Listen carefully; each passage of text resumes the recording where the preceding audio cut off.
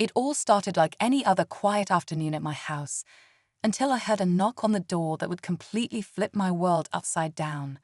Standing there was Karen, a woman I barely knew aside from the few awkward conversations we had at neighborhood events. But this time, she wasn't just stopping by to say hello. No, she was holding a suitcase, and behind her, a whole family waiting on the sidewalk. Her husband, her kids, even their dog. And what she said next: "We're ready to move in." I thought she was joking. I even laughed at first, but she wasn't smiling. Apparently, in Karen's mind, a casual conversation weeks ago about me having a spare guest room somehow turned into a legally binding invitation for her entire family to move into my home. I told her, calmly but firmly, that this wasn't happening. That's when her smile twisted into something colder. What I didn't expect was what happened next. Not long after they stormed off, a police cruiser pulled up to my driveway. And guess who stepped out? Her husband. In full uniform. I was shocked. I mean, how do you even respond when a police officer, who's clearly not on duty, but clearly taking this way too personally, starts accusing you of promising shelter and then kicking out a family in need? The next few minutes were a blur. Suddenly, I found myself in cuffs, being told I was obstructing a civil matter. None of it made sense. I kept thinking, how did refusing to let strangers move into my house land me in the back of a police car? And just when I thought it couldn't get worse, something happened that changed everything. But I'll get to that part in a second. Now, before I tell you what happened next, let me explain how we even got here in the first place. A few weeks before all this chaos, I ran into Karen at a local community event. We made small talk, mostly about random neighborhood stuff, and at one point I mentioned I had just finished fixing up the guest room in my house. It was a casual comment, something anyone might say when talking about home renovations. I didn't realize she'd twist it into a full-on invitation. Looking back, I remember her eyes lighting up when I said it, but I didn't think much of it at the time. Karen's always been intense. One of those people who shows up uninvited, overshares, and makes every conversation slightly uncomfortable. But I never thought she'd cross a line like this. And her husband. I didn't even know he was a cop until that moment in my driveway. When he stepped out of the car like he owned the place, acting all official, it threw me off. He wasn't in uniform the last time I saw him, just another dad at a barbecue. But now he was using that badge to intimidate me in my own front yard. He started throwing around phrases like breach of agreement and harassment of a family in crisis. I was stunned. What agreement? I never signed or promised anything, but it was clear they had talked this through, maybe even planned it. It felt more like a setup than a misunderstanding. And the strangest part, none of my neighbors stepped in. A few were watching from across the street, but no one said a word. Not even when I was being handcuffed. That's when I realized this wasn't just about Karen. Something else was going on. Something I hadn't figured out yet. Sitting in the back of that police car, all I could think about was how fast everything had spiraled. Just hours earlier, I was minding my business, enjoying a day off. Now I was being driven away from my own house. My house. Because someone decided to twist a simple conversation into some kind of personal opportunity. The more I sat with it, the more things didn't add up. Why would Karen be so confident walking up to my door with her entire family unless she really believed she could get away with it? At the station, things got even weirder. I wasn't thrown into a cell or charged right away. Instead, I was left in this small room, no explanation, just told to wait. And the cop, Karen's husband, he disappeared. Another officer came in eventually, confused, asking what I was doing there. That's when it hit me. This wasn't official. None of this was actually following the rules. It was like he used his badge to make a personal power move, then ditched the whole thing before anyone else caught on. Meanwhile, I started hearing whispers from people in the neighborhood. Messages from folks I hadn't talked to in months started coming in. Stuff like, "I knew something was off about her," or "You're not the first she's tried this on." Turns out, Karen had a bit of a reputation. Quiet drama, always playing the victim, always finding ways to manipulate people into helping her out, usually with guilt. But bringing her husband into it, using his authority, that was next level. I couldn't shake the feeling that this was bigger than just a pushy neighbor. It felt organized, planned, and I hadn't even gotten back to my house yet, where Karen and her family was still inside. After what felt like forever at the station, another officer finally told me I was free to go. No charges, no paperwork, just a weird apology and a warning to keep things civil with my neighbors. I walked out, confused, still trying to process what just happened. My phone was buzzing with texts, friends, a few coworkers, even my landlord asking if everything was okay. I hadn't told many people, but word was clearly spreading fast. When I pulled into my driveway, my stomach dropped.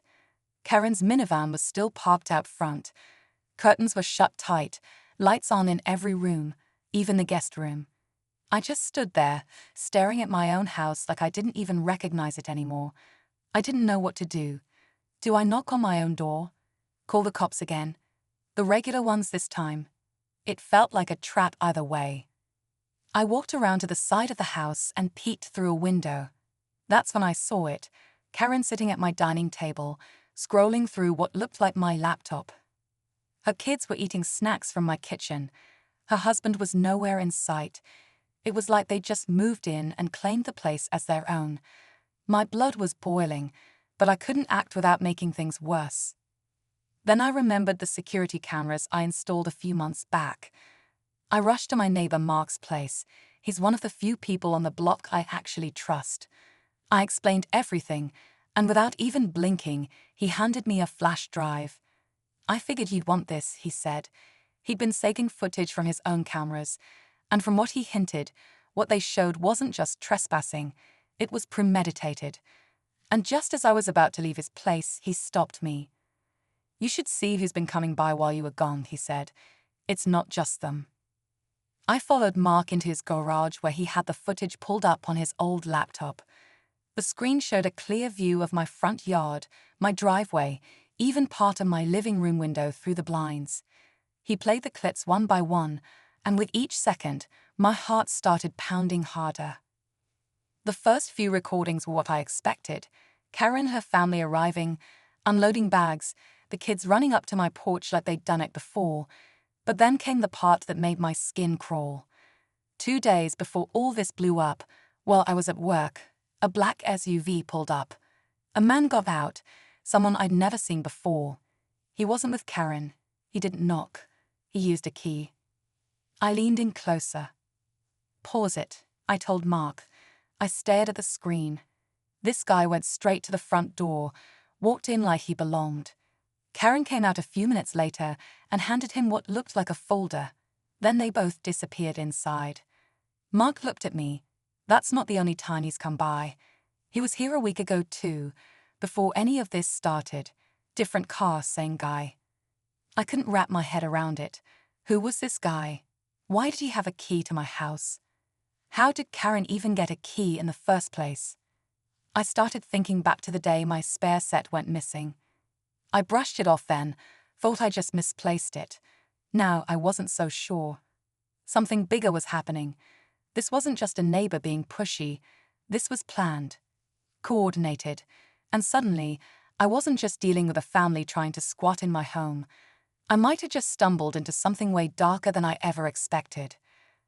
With the flash drive in my pocket and 1,000 thoughts racing through my head, I headed straight for the police station, this time to speak with someone who wasn't connected to Karen.